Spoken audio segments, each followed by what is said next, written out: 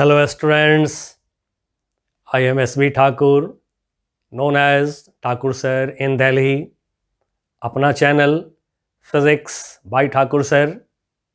कैसे हैं बच्चों? आपने रेजिस्टेंसेस के सीरीज पैरेलल कॉम्बिनेशन का इक्विवेलेंट रेजिस्टेंस निकालना सीखा। फिर कॉम्प्लेक्स सर्किट्स में Kirchhoff's laws, Kirchhoff's voltage law को लगा करके सर्किट का इक्विवेलेंट रेजिस्टेंस निकालना सीखा। कॉम्प्लेक्स सर्किट्स के लिए star delta, delta star conversion को आपने सीखा। अब हम लोग डिस्कस करने जा रहे हैं एक नया मेथड जिसको कहते हैं symmetry rules to find equivalent resistance of resistor circuit. बच्चों, जब सर्किट में सिमेट्री होता है तो वहाँ पर सिमेट्री रूल एक टेक्निक है जिसकी मदद से बहुत ही जल्दी और आसानी से आप इक्विवेलेंट रेजिस्टेंस को निकाल सकते हैं। पहले हमें जानना है सिमेट्री होता क्या है, कैसे हम पहचानें कि सर्किट में सिमेट्री है। पहले इस बात को अच्छी तरह से सीख लेते हैं, फिर इसके रूल्स में बताऊंगा। और बहुत बहुत आसान होता है ये सिमेट्री रूल। आइए सबसे पहले देखते हैं सिमेट्री क्या होता है। What is symmetry? सिमेट्री, ये जो वर्ड सिमेट्री है, इस सिमेट्री वर्ड का मीनिंग होता है सिमिलरिटी। सिमिलरिटी, या फिर लोग इसको एनालॉजी भी कहते हैं। एनालॉजी, हिंदी में इसको कहा जाता है समरूपता, मतलब एक जैसा रूप। अब एक जैसा रूप, समरूपता, एक जैसा रूप का मतलब देखने में सिमिलर जो लगते हैं, एक जैसा देखने में जो लगता है उसको समरूप कहते हैं। अब कैसे हम पहचानें सर्किट में सिमेट्री है, समरूपता है, हम कैसे पहचानें? आइए इसको पहचानने के लिए बहुत ही अच्छा तरीका मैं आपको बता रहा हूं। How to feel symmetry. Symmetry को कैसे फील करें हम, कैसे हम देखें। How to feel, how to see symmetry, कैसे हम सिमेट्री को देखें। तो सर्किट में हमें बोला जाता है 2 पॉइंट्स दे करके कि इस 2 पॉइंट के बीच में आप इक्विवेलेंट रेजिस्टेंस को निकालिए। तो हम लोग करेंगे क्या, मैं आपको स्टेप दे देता हूं। इसको पहचानने के लिए 2 स्टेप्स आप ले लीजिए। 2 स्टेप्स लेने पर आपको आसानी से पता चल जाएगा सर्किट में सिमेट्री है कि नहीं। पहला step, draw a dotted straight line.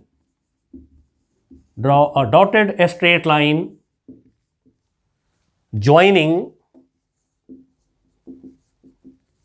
joining given 2 points। जो 2 पॉइंट्स हमें दिए जाते हैं जिनके बीच में हमें कहा जाता है इक्विवेलेंट रेजिस्टेंस निकालिए। तो उन 2 पॉइंट्स को एक डॉटेड लाइन से हमें ज्वाइन करना है। ठीक है, एक डॉटेड लाइन हमें ड्रॉ करना है, ज्वाइनिंग गिवन 2 पॉइंट्स। अब कहेंगे डॉटेड लाइन क्यों? तो सर्किट में सॉलिड लाइन कनेक्टिंग वायर के लिए यूज किए जाते हैं। सॉलिड लाइन यानी कि ये जो हो गया कनेक्टिंग वायर के लिए यूज करते हैं। एंड सो कोई भी यदि एक्स्ट्रा लाइन हम ड्रॉ करते हैं तो अच्छा होता है कि हम इसको डॉटेड कर दें, जिससे कि ये नहीं कोई फील कर लें कि हमने अलग से कोई कनेक्टिंग वायर लगा दिया है। इसलिए डॉटेड लाइन ड्रॉ करिए। अब जो डॉटेड लाइन हमने ड्रॉ किया ज्वाइनिंग गिवन 2 पॉइंट्स, इस पर perpendicular and also draw a perpendicular dotted line, a perpendicular dotted line at the midpoint of the first straight line, first straight line, यानी जो हमने डॉटेड स्ट्रेट लाइन ज्वाइन करते हुए 2 points को draw किया, इस पर परपेंडिकुलर हमें एक स्ट्रेट लाइन ड्रॉ करनी है। ठीक है, एक परपेंडिकुलर हमें ड्रॉ करनी है, लेकिन वो भी परपेंडिकुलर डॉटेड लाइन होना चाहिए। परपेंडिकुलर को भी डॉटेड लाइन से ही ड्रॉ करनी है। और कहां ड्रॉ करनी है? तो at the middle point of the first straight line, यानी कि पहली वाली स्ट्रेट लाइन पर परपेंडिकुलर। अब मैं एग्जाम्पल लेकर के आपको दिखा दूंगा। पहले मैं स्टेप लिख देता हूं जिससे कि काम करना आपके लिए बहुत आसान हो जाए। तो इसलिए पहले स्टेप दे करके एंड देन उसके बाद में एग्जाम्पल से क्लियर कर दूंगा। अब हम ले रहे हैं सेकेंड स्टेप। 2 स्टेप्स में पता चल जाता है कि सिमेट्री है या नहीं है। तब सेकेंड स्टेप हम ले रहे हैं, सपोज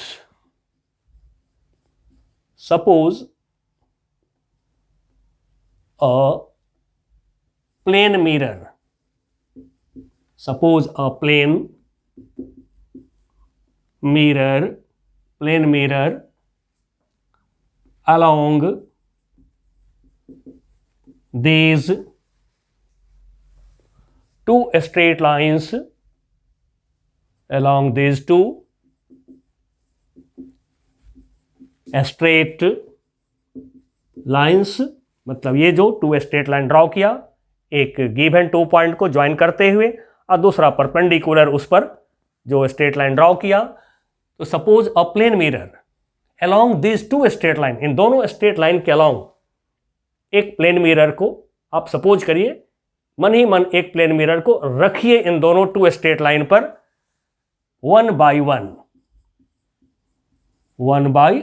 1, यानी कि सेपरेटली, बारी बारी से। ठीक है ना, सेपरेटली। अब जब आप प्लेन मिरर को कभी आप यूज करते हैं, आपने क्लास 10th में पढ़ा हुआ है ऑलरेडी, कि जैसे ये प्लेन मिरर हो गया, इसके सामने यदि हमने ये एक AB ऑब्जेक्ट रखा, तो ठीक इसके पीछे इतने ही डिस्टेंस पर बिल्कुल इसी के जैसा इमेज बन जाते हैं। ठीक है, बिल्कुल इसके जैसा इमेज बन जाता है। जैसे अपना फेस देखते हैं प्लेन मिरर में, तो जैसा अपना शक्ल है वैसा ही हमें दिखता है। तो जैसा ऑब्जेक्ट लेते हैं बिल्कुल वैसा ही इमेज बनता है प्लेन मिरर से। अब सर्किट में हम लोग इसी बात को खोजेंगे, इसी बात को हम देखना चाहेंगे। तो suppose a plane mirror along these 2 straight lines 1 by 1, then if we feel, यदि हम महसूस करते हैं, या फिर कहिए यदि हम देख सकते हैं, if we feel, यदि हम महसूस करते हैं, circuit on other side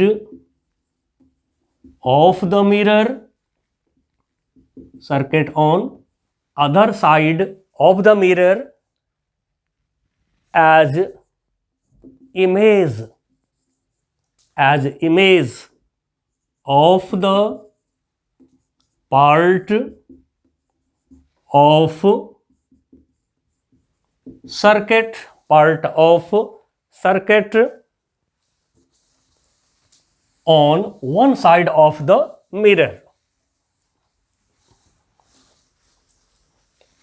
Circuit on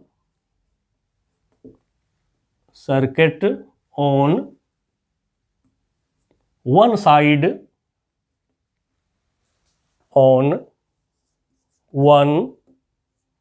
side of the mirror,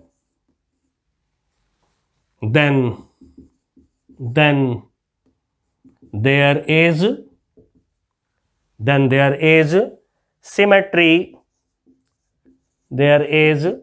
symmetry in the given circuit.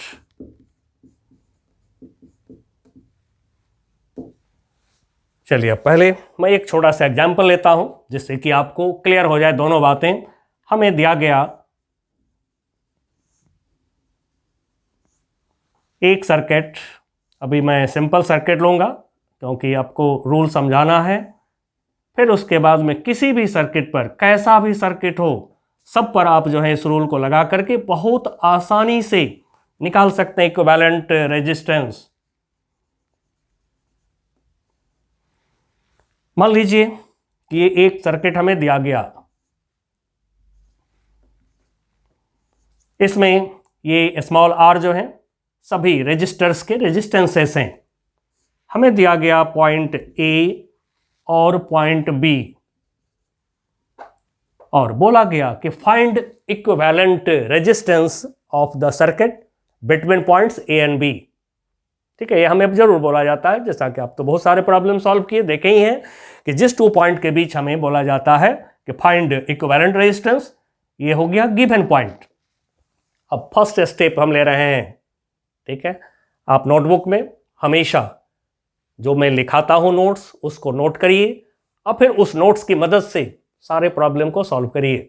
तो फर्स्ट स्टेप में मैंने क्या लिखा है मैं मिटा दिया हूं, आपके पास अब आप लिख लिए होंगे। तो फर्स्ट स्टेप में जो मैंने बोला है कि सबसे पहले पॉइंट A और पॉइंट B को एक डॉटेड स्ट्रेट लाइन से ज्वाइन करिए। तो चलिए ज्वाइन करते हैं। अब यहां से तो हम नहीं देख रहे हैं, बट थोड़ा मैं साइड कर देता हूं ताकि आप महसूस करें। जहां भी पॉइंट A हो B हो, एक डॉटेड स्ट्रेट लाइन से इस तरह से पॉइंट A पॉइंट B को आप ज्वाइन करिए। ठीक है, मैं आपको देखने के लिए थोड़ा सा नीचे कर दे रहा हूं। ये हो गया हमारा पहला straight line, first straight line. अब दूसरा स्ट्रेट लाइन जो है इस AB स्ट्रेट लाइन के परपेंडिकुलर होना चाहिए और AB स्ट्रेट लाइन के मिडिल पॉइंट से जाना चाहिए। अब हम ले रहे हैं दूसरा straight line perpendicular to AB, first straight line. मैं थोड़ा साइड से दिखा देता हूं ताकि आप फील कर लें। ये हम ड्रॉ कर रहे हैं डॉटेड स्ट्रेट लाइन। ठीक है, perpendicular to AB, perpendicular to AB हम ये डॉटेड स्ट्रेट लाइन ड्रॉ कर रहे हैं। ये ड्रॉ कर दिया हमने। मान लीजिए कि ये CD हो गया, CD स्ट्रेट लाइन। तो ये हमारा फर्स्ट स्टेप था। ठीक है, कि जिस 2 पॉइंट के बीच इक्विवेलेंट रेजिस्टेंस चाहिए उस 2 पॉइंट को पहले एक डॉटेड स्ट्रेट लाइन से ज्वाइन करिए। देन उसके बाद इस स्ट्रेट लाइन पर परपेंडिकुलर और इस स्ट्रेट लाइन के मिड पॉइंट से, ठीक है, ये मिडिल पॉइंट से परपेंडिकुलर फिर डॉटेड स्ट्रेट लाइन ड्रॉ करिए। इसके बाद अब दूसरा स्टेप पर आइए। Suppose a plane mirror along these 2 straight lines one by one। आराम से इसको फिल करेंगे हम लोग। मान लीजिए कि हमने AB स्ट्रेट लाइन पर ऐसे एक प्लेन मिरर को रख दिया। ठीक है, इस AB स्ट्रेट लाइन पर एक प्लेन मिरर को हमने ऐसे रख दिया। अब देखिए प्लेन मिरर के सामने ये रेजिस्टेंस R है, तो फिर प्लेन मिरर के पीछे उसका ही इमेज हो जाएंगे। प्लेन मिरर के सामने ये रेजिस्टेंस R, तो इसका इमेज ये वाला R हो जाएगा। ठीक है, सिमिलरली फिर यदि CD लाइन पर हम रखें मिरर को, तो इसके एक साइड, कोई भी साइड को फर्स्ट साइड मानिए, मान लीजिए हमने इस साइड को फर्स्ट साइड माना, ये हमने अपने हाथ को मिरर बना दिया, ऐसे मिरर रख दिया, प्लेन मिरर रख दिया हमने CD लाइन पर, तो फिर इस आर का इमेज ये आर हो जाएगा, इस आर का इमेज ये वाला आर हो जाएगा। ठीक है, जैसा ऑब्जेक्ट वैसा इमेज होता है, जैसा ऑब्जेक्ट वैसा इमेज होता है प्लेन मिरर में। तो फिर यदि ऐसा हो गया, ठीक है, AB लाइन पर प्लेन मिरर को रखा, यदि आमने सामने रेजिस्टेंसेस इमेज हो जा रहे हैं एक दूसरे का, ऐसे मिरर को परपेंडिकुलर रखा, आमने सामने जो रेजिस्टेंसेस है वो इमेज हो जा रहे हैं, तो हम समझ जाएंगे सर्किट में सिमेट्री है, समरूपता है। ये जो रेजिस्टेंस जो परपेंडिकुलर लाइन पर आ गया है, हम उसको नहीं देखेंगे। कभी आपको इस लाइन पर, AB लाइन पर कोई रेजिस्टेंस यदि आ गया तो आप उसको नहीं देखेंगे, आप मिरर के आगे और पीछे, मिरर के, ये जो मिरर हो गया इसके आगे और पीछे जो रेजिस्टेंसेस होगा उसको ऑब्जेक्ट और इमेज फील करेंगे। तो ये है बच्चों सिमेट्री को पहचानना। अब आप जान गए हैं कि इसका इमेज ये है, इसका इमेज ये है, ऐसे मिरर रखने पर, ऐसे मिरर रखने पर इसका इमेज ये है, इसका इमेज ये है, तो फिर तुरंत समझ जाइए सर्किट में सिमेट्री है। तो वहीं हमने लिखा है, suppose a plane mirror along these two straight line, इस दो स्ट्रेट लाइन के along मिरर को रखते हैं one by one, then if we feel, यदि हम महसूस करते हैं circuit on other side, mirror के अदर साइड में जो सर्किट है of the mirror as image of the part of circuit on one side of the mirror, mirror के एक साइड में जो सर्किट है उसका इमेज अदर साइड में हो गया, then there is symmetry in the given circuit. चलिए बच्चों, बहुत अच्छे से सिमेट्री पहचानना पहले सिखा दिया हूं। सिमेट्री पहचान गए तो फिर रूल बहुत इजी है, और मैं आपको लास्ट में एक ऐसा रूल सिखाऊंगा जो आपके लिए एक बहुत ही सरप्राइज होगा। ठीक है, सरप्राइज क्या होगा मैं थोड़ा हिंट कर देता हूं। जो लास्ट रूल मैं आपको बताऊंगा, किसी भी बड़े से बड़े सर्किट को बीच से आधा काट दीजिए तो आपको 45 सेकंड में इक्विवेलेंट रेजिस्टेंस निकल जाएगा, जिसको हम कहते हैं equi partition rule, equi division rule, यानी कि बराबर बराबर सर्किट को बांट देने वाला रूल। ये बहुत ही फास्ट रूल होता है, ये मैं आपको लास्ट में सिखाऊंगा। चलिए तब हम लेते हैं सिमेट्री रूल। सिमेट्री को पहचानना सीख गए, अब सिमेट्री रूल अप्लाई करके हम पॉइंट A पॉइंट B के बीच सर्किट का इक्विवेलेंट रेजिस्टेंस निकालेंगे। तो इसके लिए 2 रूल्स हमारे पास हैं। कौन कौन से, आइए देखते हैं कौन कौन से 2 रूल्स हैं। फर्स्ट यानी सिमेट्री रूल्स, मैं लिख दे रहा हूं सिमेट्री रूल्स। ऐसे तो कई नाम से सिमेट्री रूल्स को लोगों ने लिखा है, बट जो कॉमन नाम है वो है number 1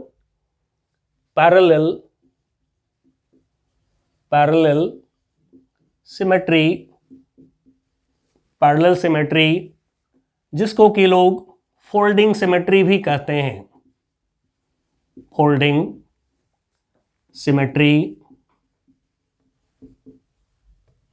symmetry rule.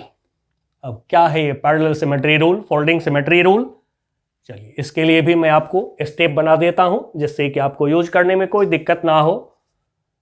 Steps, first step, draw a dotted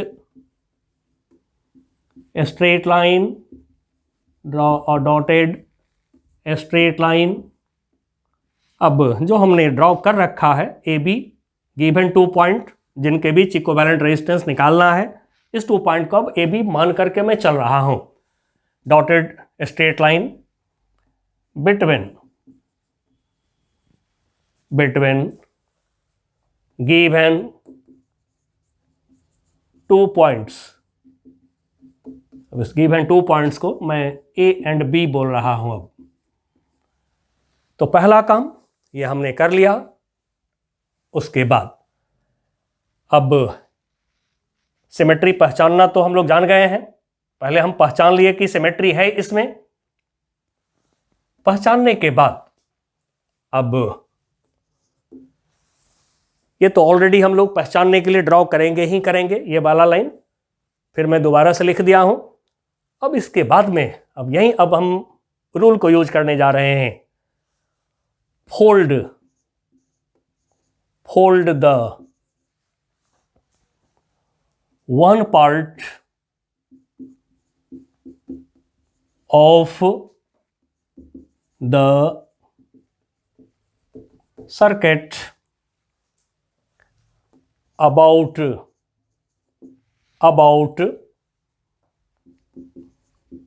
this line, यानी कि AB, जो AB लाइन है इसके अबाउट सर्किट के एक पार्ट को फोल्ड करते हैं। Fold the one part of the circuit about this line, यानी कि इस AB लाइन के अबाउट सर्किट के एक पार्ट को फोल्ड करते हैं। To put on other part, to put on other part. अब थोड़ी सी और मैं इसको क्लियर कर देता हूं। Keeping a straight line, keeping a straight line AB fixed, जो स्ट्रेट लाइन AB है यानी कि गिवन 2 पॉइंट के बीच जो स्ट्रेट लाइन है इसको फिक्स रखते हुए हम सर्किट के एक पार्ट को फोल्ड कर देते हैं और दूसरे पार्ट पे रख देते हैं। जैसे आप पेपर सीट को फोल्ड करते हैं, जैसे मान लीजिए कि ये पेपर सीट हो गया, ये आप इसको ऐसे फोल्ड करके एक दूसरे पे डालते हैं। जैसे कोई रुमाल हो गया है, हैंडकरचिफ को आप फोल्ड करते हैं, कपड़े को फोल्ड करते हैं, तो क्या करते हैं बीच से फोल्ड करके एक के ऊपर दूसरे तह लगाते हैं। तो ये तह लगाते हैं यानी एक के ऊपर दूसरे को ऐसे फोल्ड करते हैं। तो ठीक उसी तरह से हम फोल्ड करेंगे। तो देखिए ये जो AB लाइन है इसके अबाउट अब हम क्या करते हैं, इसको एक पार्ट को, ये जो पार्ट हो गया इस पार्ट को फोल्ड करके दूसरे पार्ट पे डाल देंगे हम, बिल्कुल ऐसे AB लाइन को फिक्स रखते हुए। और ये जो पार्ट हो गया इस पार्ट को ऐसे फोल्ड करके और इस पार्ट पे रख देंगे। इसी का नाम है फोल्डिंग सिमेट्री।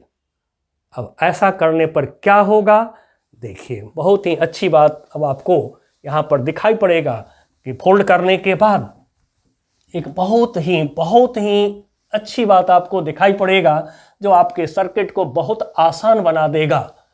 वो क्या है, तो इसी सेकंड स्टेप में हम लोग लिखेंगे then potential of those points are equal which coincide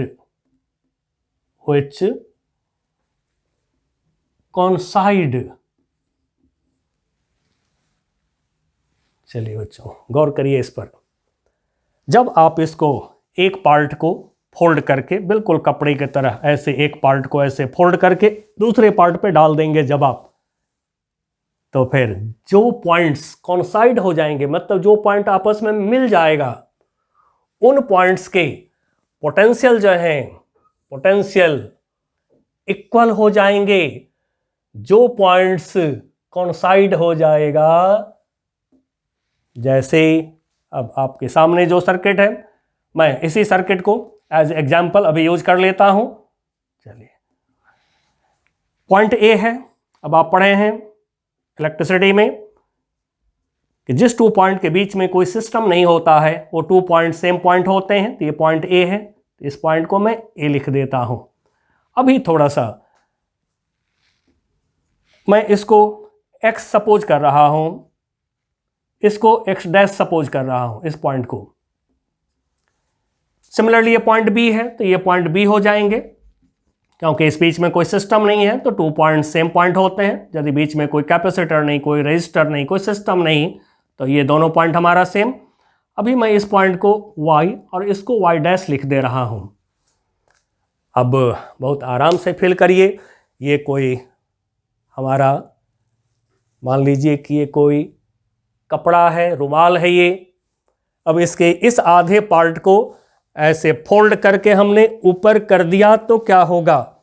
यदि इसको ऐसे उलट दिया हमने, इस पॉइंट को फिक्स रखते हुए उलट दिया हमने, तो पॉइंट x डैश से मिल जाएंगे। पॉइंट, अब ये D, यहाँ पर पॉइंट ये D, यहाँ पर पॉइंट ये C, क्योंकि 2 पॉइंट के बीच में कोई सिस्टम नहीं तो नाम सेम रखिए। तो ये D पॉइंट क्या होगा? C पॉइंट से मिल जाएगा। पॉइंट y डैश से मिल जाएंगे, यानी कॉन्साइड हो जाएंगे। एंड सो जो पोटेंशियल x का होगा वो x डैश का होगा, जो D का होगा वो C का होगा, जो y का होगा वही पोटेंशियल y डैश का होगा। और जो AB लाइन पर कोई रेजिस्टेंस आ गया तो उसके लिए हमें कुछ नहीं सोचना है। जो पॉइंट कॉन्साइड हो जाएंगे उन पॉइंट्स की पोटेंशियल सेम हो जाएंगे। और अब आप जानते हैं इलेक्ट्रिक सर्किट में जिस 2 पॉइंट के पोटेंशियल सेम हो जाते हैं, हम उन पॉइंट्स को 1 पॉइंट ले लेते हैं। तो फिर हमने यहां पर पहचान लिया कि सर्किट को फोल्ड करने पर x डैश कॉन्साइड हो गया, D C से कॉन्साइड हो गया, y डैश से कॉन्साइड हो गया। तो फिर इन पॉइंट्स को हम सेम पॉइंट ले लेंगे और यहीं फोल्ड करके जो पोटेंशियल सेम देखते हैं इसी से नाम रख दिया गया सिमेट्री। जो सिमेट्री है उसका नाम रख दिया गया पैरेलल सिमेट्री या फिर फोल्डिंग सिमेट्री। पैरेलल इसलिए कि जिस 2 पॉइंट के बीच इक्विवेलेंट निकाल रहे हैं उसके पैरेलल हम लोग इसको फोल्ड करते हैं, इसलिए पैरेलल सिमेट्री नाम रख दिया। और फोल्ड किया तो इसलिए फोल्डिंग सिमेट्री रूल लोगों ने नाम रख दिया। तो चलिए अब हम इसको रीड्रॉ करते हैं। तो फिर रीड्रॉ करने के लिए पॉइंट x और पॉइंट x डैश एक हो गया, साथ में इन पॉइंट्स के बीच में कोई सिस्टम नहीं है तो point x dash a x ये सारे एक हो जाएंगे। तो रीड्रॉइंग द सर्किट को रीड्रॉ करते हैं। और अब थोड़ा सा यहाँ पर हम लोग इसको एग्जाम्पल बना रहे हैं तो फिर लिख लेते हैं एग्जाम्पल इसी को। और एग्जाम्पल में हमारा हो जाएगा फाइंड इक्विवेलेंट रेजिस्टेंस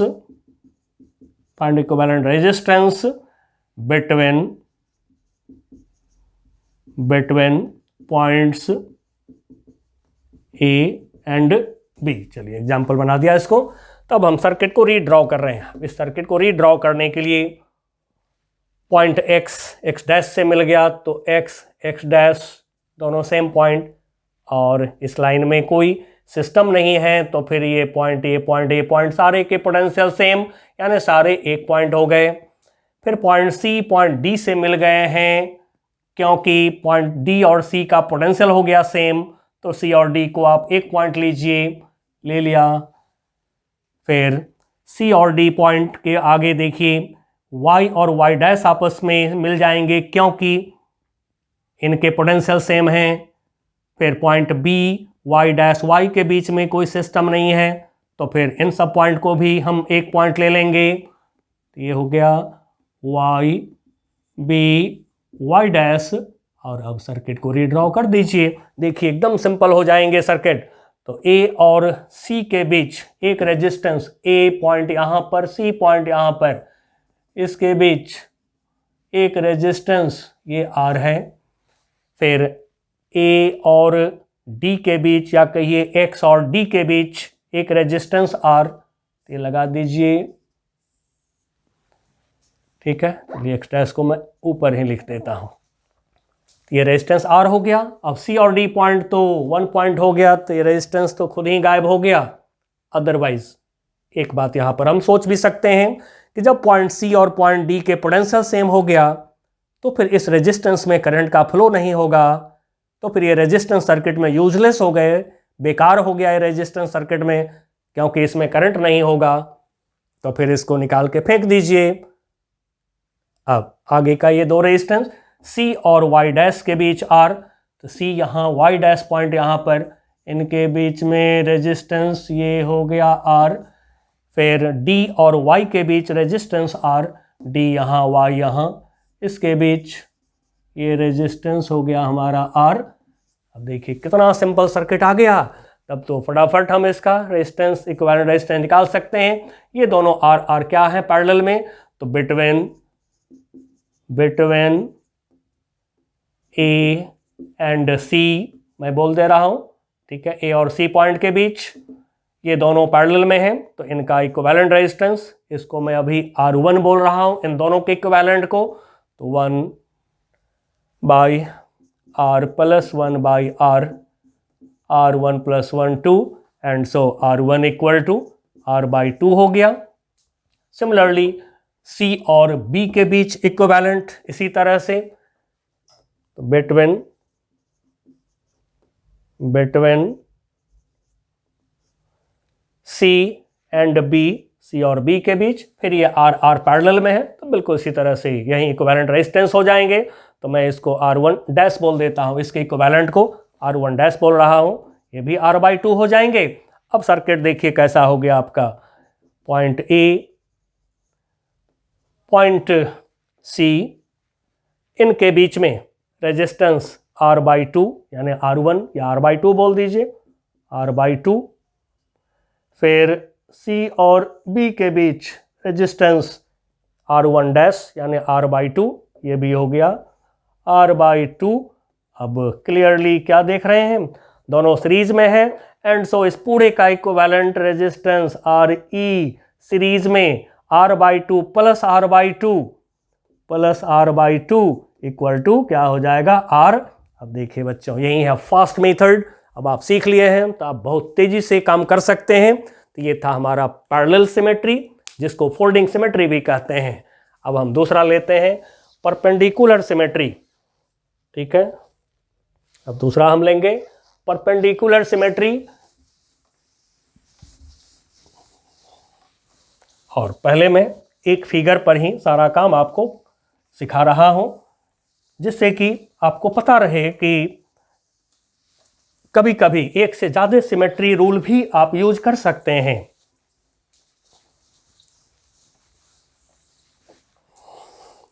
अब हम ले रहे हैं सेकंड सिमेट्री रूल। यह है परपेंडिकुलर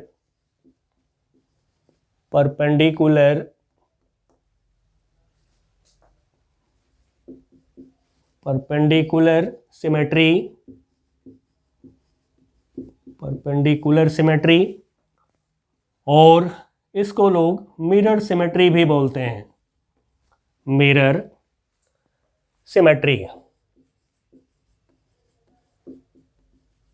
सिमेट्री रूल ऐसा भी बोलते हैं। चलिए, सबसे पहले तो सिमेट्री पहचानना, पहला काम तो यही होगा। तो फिर जब हमसे कहा जाएगा पॉइंट A पॉइंट B के बीच में इक्विवेलेंट रेजिस्टेंस निकालो, अब मैं इस सर्किट को जरा कॉपी कर लेता हूं पहले। अब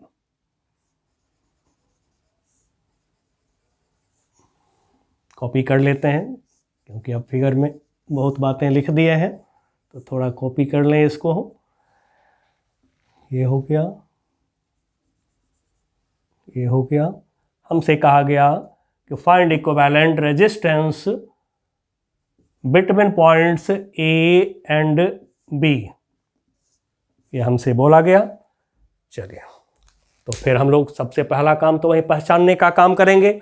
तब तो पहचानने का काम तो हम लोग कर चुके हैं कि ये सिमेट्री है, इसमें ये आप जान चुके हैं। तो अब हम सिमेट्री रूल लगाएंगे, ठीक है। पहचानने के लिए जो 2 स्टेप हमने दिया है शुरुआत में, उससे पहले हम पहचान लेंगे। पहचानने के बाद अब हम इस पर सिमेट्री रूल लगाना चाहेंगे। तो सिमेट्री रूल लगाने के लिए नंबर 1, हम एक मिरर को रखेंगे perpendicular to A B straight line. चलिए ए बी स्ट्रेट लाइन को, डॉटेड स्ट्रेट लाइन को फिर से मैं दिखा देता हूं, जिससे कि देखना सोचना हमारे लिए आसान हो जाएगा।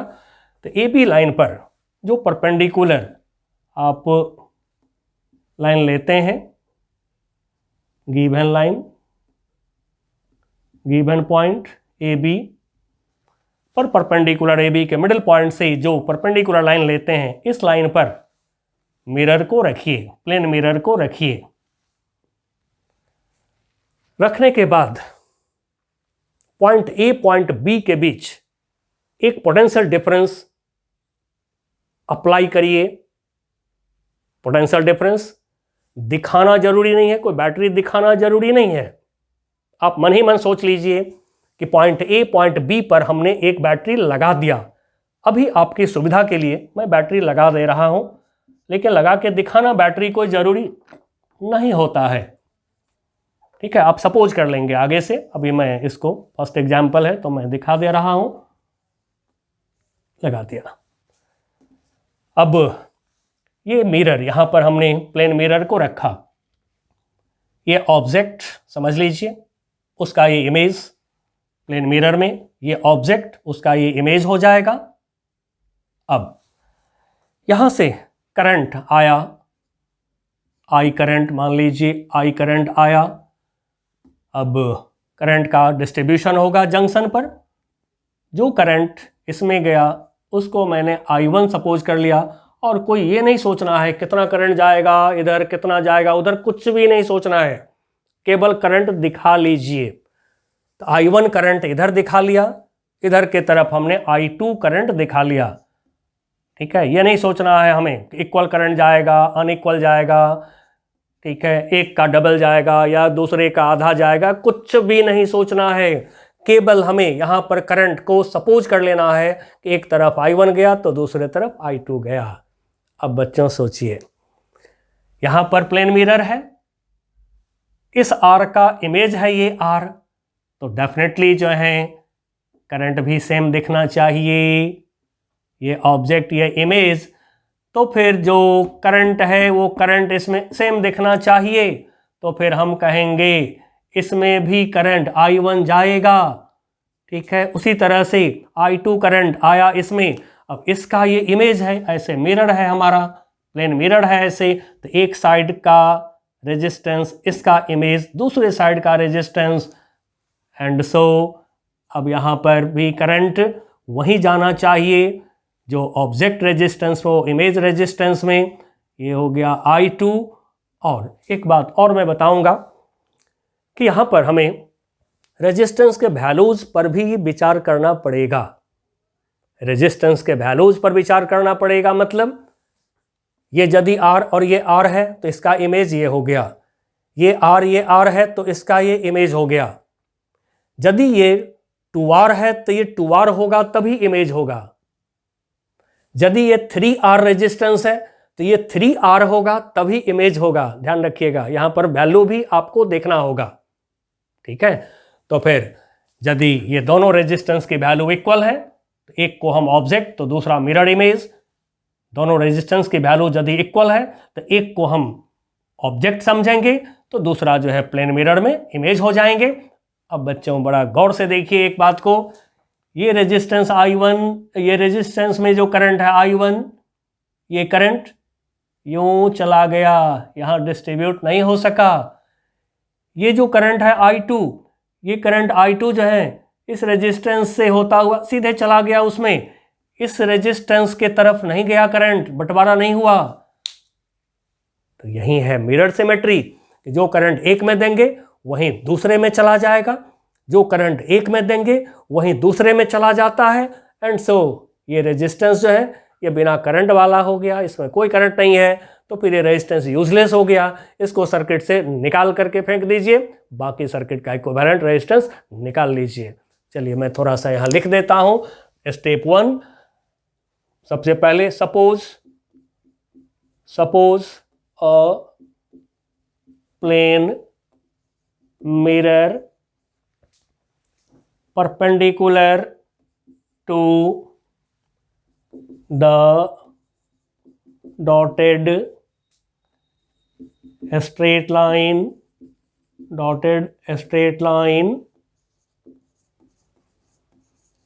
between A and B या joining A and B, चलिए joining ही बेटर वर्ड होगा, straight line joining given points A and B. Number 2, apply, और अप्लाई को आप सपोज भी कर सकते हैं, सपोज अ पोटेंशियल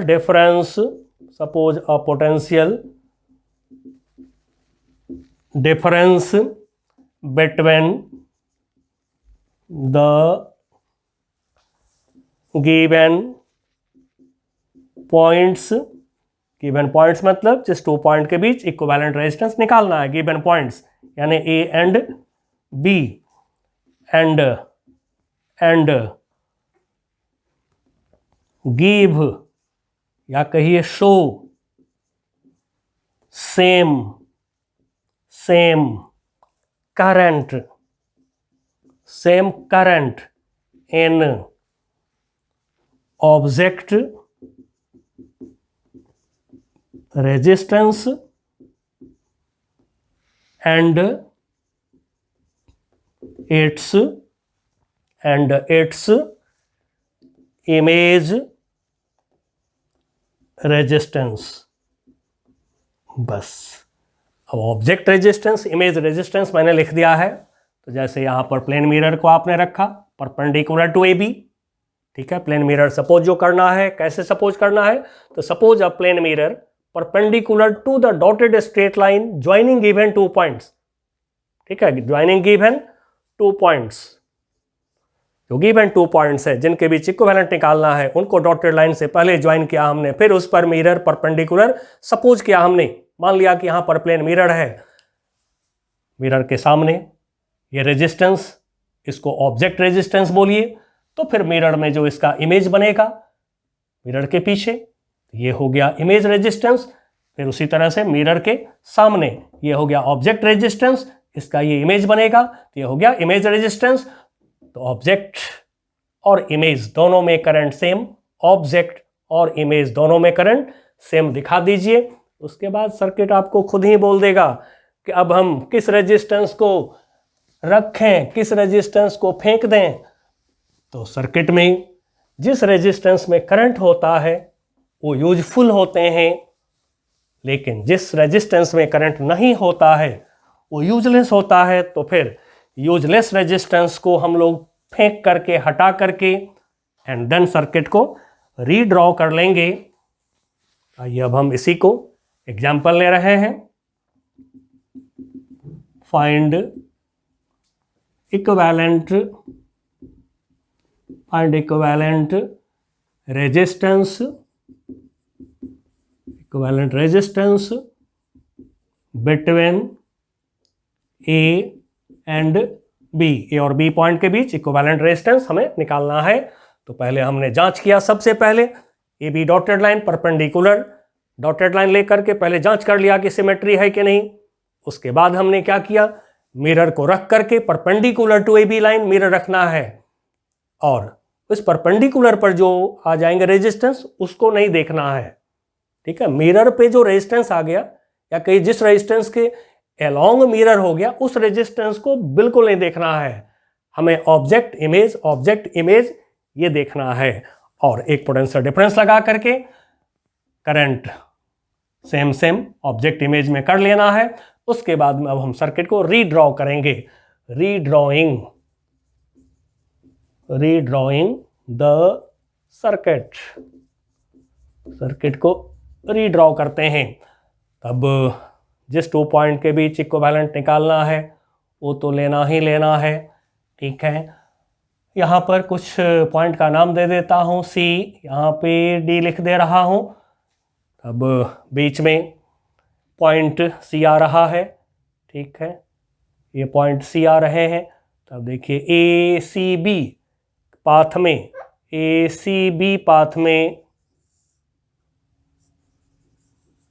दो resistance R R, point A यहाँ तो पॉइंट ए यहाँ, अब तो आप जान चुके हैं। चलिए पॉइंट बी यहाँ तो पॉइंट बी यहाँ भी हो गया, बिकॉज 2 पॉइंट के बीच कोई सिस्टम नहीं, दोनों पॉइंट सेम। 2 पॉइंट के बीच कोई सिस्टम नहीं तो फिर दोनों पॉइंट सेम। फिर नीचे से देखें पॉइंट सी और पॉइंट डी, अब ये ले लिया हमने पॉइंट डी। पॉइंट ए, ये भी पॉइंट ए हमारा है, और डी के बीच एक resistance, point A point D के बीच एक रेजिस्टेंस, फिर पॉइंट डी और पॉइंट बी के बीच, पॉइंट डी पॉइंट बी के बीच एक रेजिस्टेंस। ये हो गया, रीड्रॉ कर लिया हमने सर्किट को। अब देखिए पॉइंट ए और पॉइंट बी के बीच आर आर 2R सीरीज में है। चलिए इसका मैं फिर से सर्किट रीड्रॉ कर रहा हूं।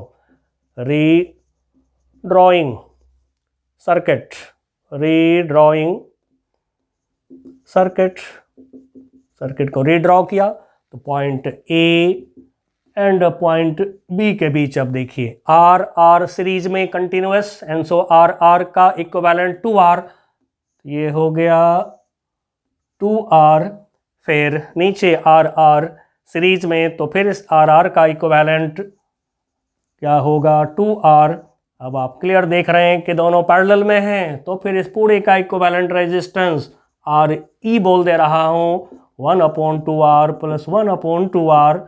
नाउ 2R ऊपर हो गया 1 + 1 2, 2 से कट गए 2, therefore equivalent resistance of the circuit equal to R।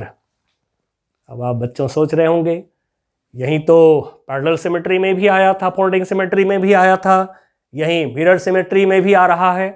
बिल्कुल, एक प्रॉब्लम में दो सिमेट्री भी लग सकता है, कभी कभी एक सिमेट्री लगेगा, कभी दोनों सिमेट्री लग जाएंगे। ठीक है, चलिए बहुत अच्छा लग रहा होगा, मैं उम्मीद करता हूँ। अब जो मैंने कहा था कि लास्ट में मैं आपको एक बहुत ही फास्ट एंड सरप्राइज रूल बताऊंगा, वो रूल ऐसा है जो बहुत तेजी से बड़े बड़े सर्किट्स, सिमेट्रिक सर्किट का, लेकिन बड़े बड़े सिमेट्री सर्किट का रेजिस्टेंस तुरंत निकाल देता है। इसको हम कहते हैं इक्विपार्टीशन, इक्वल पार्ट में डिवीजन करके सर्किट को तुरंत आप निकाल सकते हैं इक्विवेलेंट रेजिस्टेंस। अब ये मैं आपको दे रहा हूं very easy and quick fast rule, जिसको मैं थर्ड रूल का नाम दे रहा हूं, थर्ड सिमेट्री रूल। ये है इक्वी डिवीजन सिमेट्री रूल, या इक्विपार्टीशन भी कह सकते हैं। ये जो इक्वी डिवीजन है इसको इक्विपार्टीशन सिमेट्री रूल, मतलब कि एक सर्किट को दो इक्वल पार्ट में डिवाइड कर देना होता है, फिर बहुत आसानी से निकल जाता है इक्विवेलेंट रेजिस्टेंस, और किसी भी सर्किट में ये निकलेगा।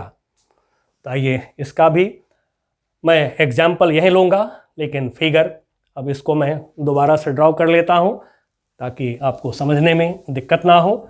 एक फिगर मैं इसलिए ले रहा हूँ कि आप देख लें कि एक से ज़्यादा सिमेट्री रूल भी हम लगा सकते हैं कहीं पर। ये नहीं है कि एक ही रूल लगाना है, फिक्स नहीं है, मैं आपको करूँगा जिससे कि आप बिल्कुल फ्री हो जाइए।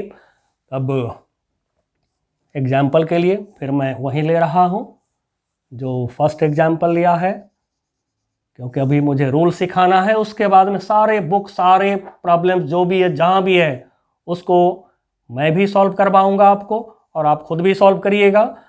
तो चलिए यहाँ पर पॉइंट ए, पॉइंट बी ले लिया हमने। यहाँ भी कुछ नाम जंक्शन पर नाम लिख लेते हैं। चलिए, नाम तो ऐसे लिखना भी चाहिए जंक्शन पर। Resistance R R R R R. अब ये जो हमें equi partition, equi division symmetry rule लगाना है, इसमें in condition of perpendicular symmetry, condition of perpendicular symmetry, यानी कि जिसको मिरर सिमेट्री बोले हैं, परपेंडिकुलर सिमेट्री और मिरर सिमेट्री, इस कंडीशन में आप इसको यूज करेंगे। जब पैरेलल सिमेट्री होगा, फोल्डिंग सिमेट्री होगा, तो उसमें जो है डिवीजन वाला जो मैं आपको सिखाने जा रहा हूं, इक्वल बंटवारा करके निकालने वाला, इसको आप पैरेलल सिमेट्री वाले में, फोल्डिंग सिमेट्री वाले में यूज मत करिएगा।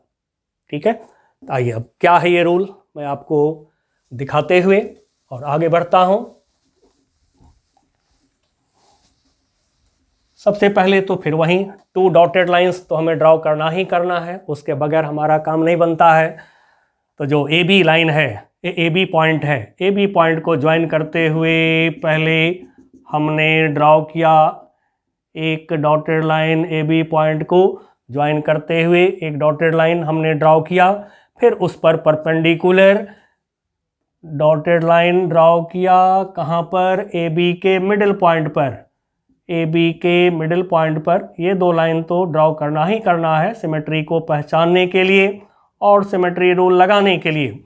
ड्रॉ कर लिया, अब आप क्या करिए कि 1 मिनट के लिए चेक कर लीजिए, ठीक है, मिरर सिमेट्री है या नहीं। तो यदि यहां पर हम मिरर लगाते हैं, मिरर हमेशा लगाते हैं ए बी लाइन के परपेंडिकुलर, ठीक है, मिरर जो सपोज करते हैं प्लेन मिरर, हमेशा ए बी डॉटेड लाइन के परपेंडिकुलर मिरर को सपोज करते हैं।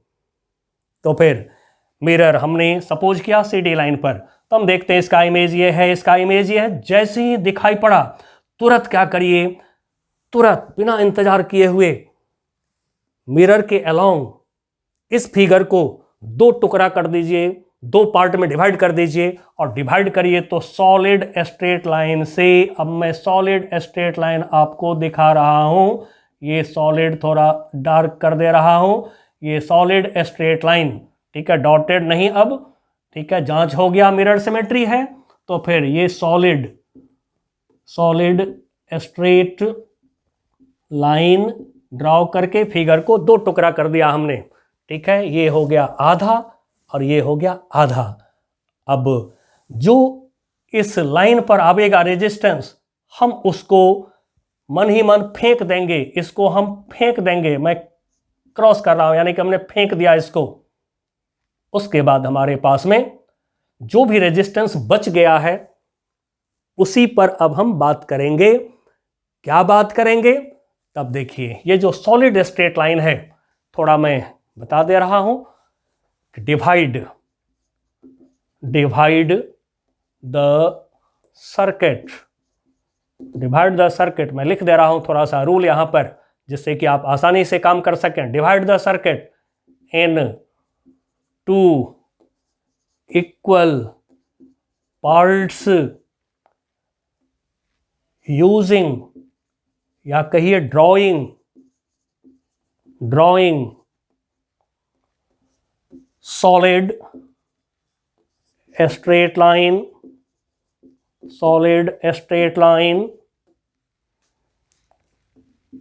perpendicular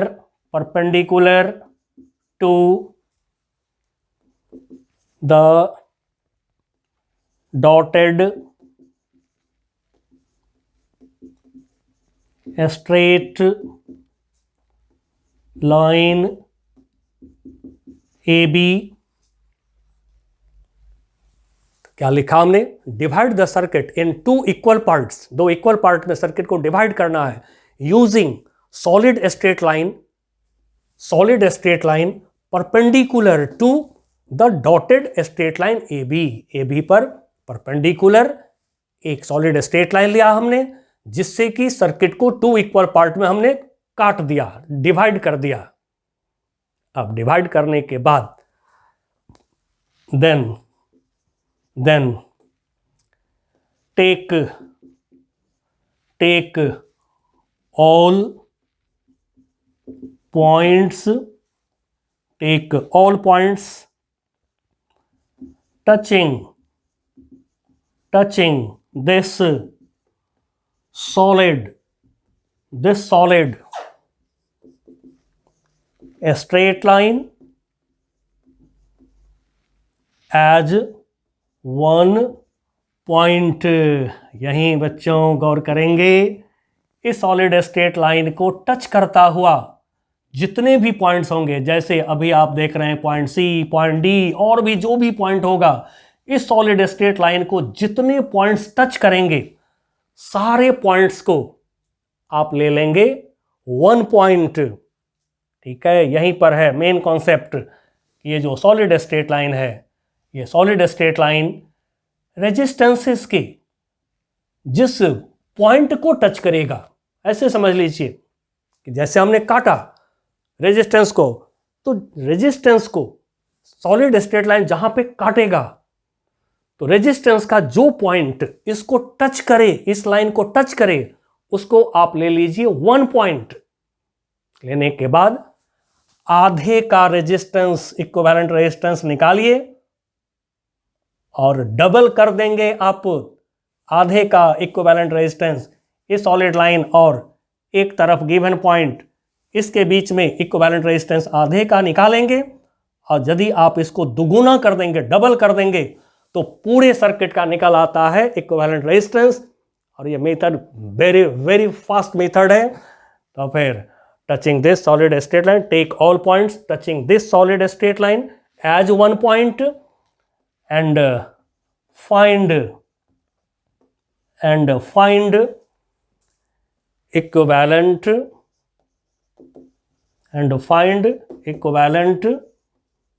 resistance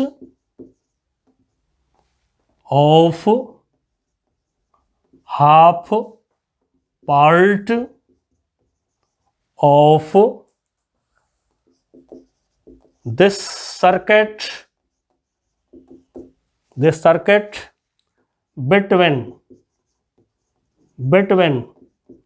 the solid straight line, मैंने शॉर्ट कर दिया, between the solid straight line and one given point A और B। अब देखिए यहां पर मैं जो लिख रहा हूं इसका मीनिंग समझ लीजिए। सॉलिड स्ट्रेट लाइन और गिवन जो पॉइंट्स हैं A और B, इसमें से कोई एक पॉइंट, या तो सॉलिड स्ट्रेट लाइन A के बीच आप इक्विवेलेंट रेजिस्टेंस निकाल लीजिए, या फिर सॉलिड स्ट्रेट लाइन और B के बीच इक्विवेलेंट रेजिस्टेंस निकाल लीजिए। ये बात मैंने लिखा है, ठीक है। चलिए थोड़ा सा इसको मैं रिपीट ले रहा हूं। Take all points touching this solid straight line as 1 point, पहले तो 1 पॉइंट ले लिया हमने, and find equivalent resistance of half part, यानी आधा पार्ट ऑफ दिस सर्किट। ये जो सर्किट है इसके आधे पार्ट का इक्विवेलेंट रेजिस्टेंस निकालेंगे between the solid straight line and one given point. अब 1 गिवन पॉइंट में आपकी मर्जी है कि आप A लें या आप B लें।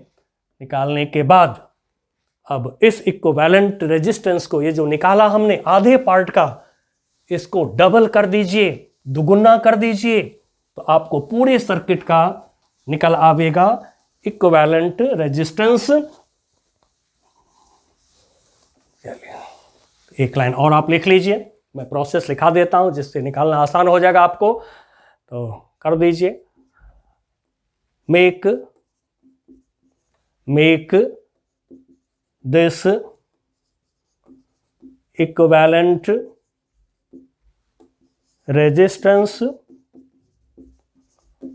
ऑफ हाफ पार्ट डबल कर दीजिए, यानी 2 टाइम्स कर दीजिए, 2 times. Then we have equivalent, then we have equivalent resistance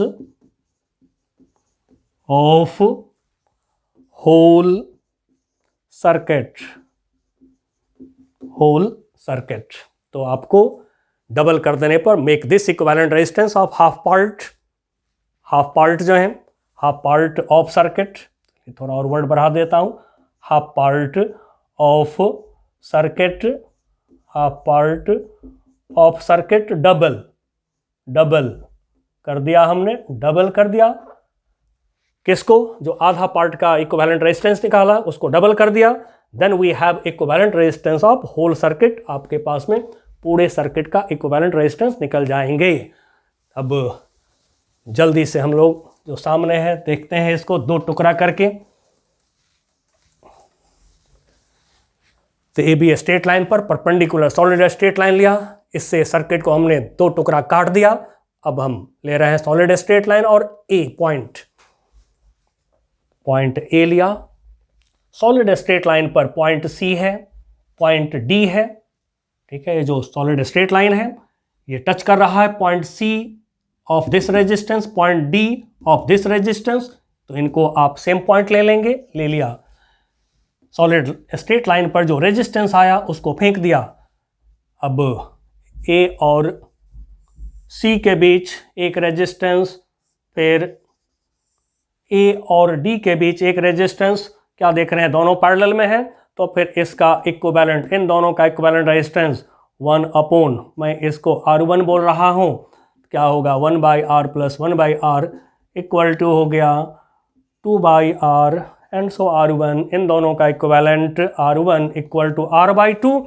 अब हम क्या करेंगे, इसको डबल कर देंगे। तो अब डबल कर देंगे तो देखिए क्या होता है, तो फिर equivalent resistance of whole circuit मिलेगा अब हमको।